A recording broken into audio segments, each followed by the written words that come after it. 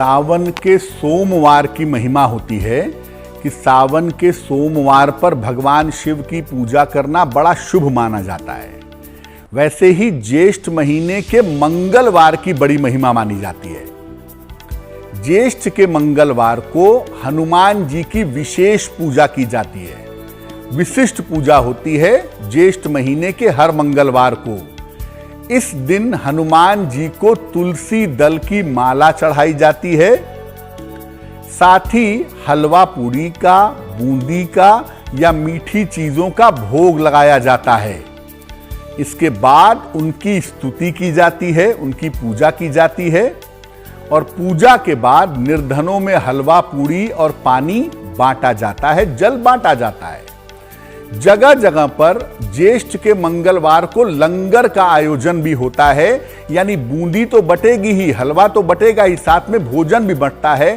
बहुत सारे लोग ज्येष्ठ के मंगलवार को लंगर का आयोजन भी करते हैं।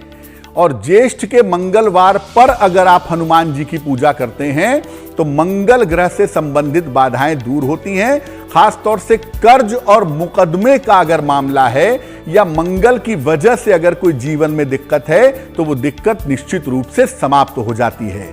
और ऐसा माना जाता है कि ज्येष्ठ के जितने भी मंगलवार हैं, 4 या 5 मंगलवार हैं, अगर केवल ज्येष्ठ में हनुमान जी की पूजा कर ली जाए मंगलवार के मंगलवार, तो मंगल संबंधी हर समस्या का निदान होता है और बजरंग बली की, हनुमान जी की कृपा निश्चित रूप से प्राप्त होती है। बहुत सारे लोगों की ऐसी मान्यता है, जो बड़ा पुत्र है ना उसको ज्येष्ठ पुत्र कहते हैं, या बड़ी पुत्री है तो उसको ज्येष्ठ पुत्री कहते हैं।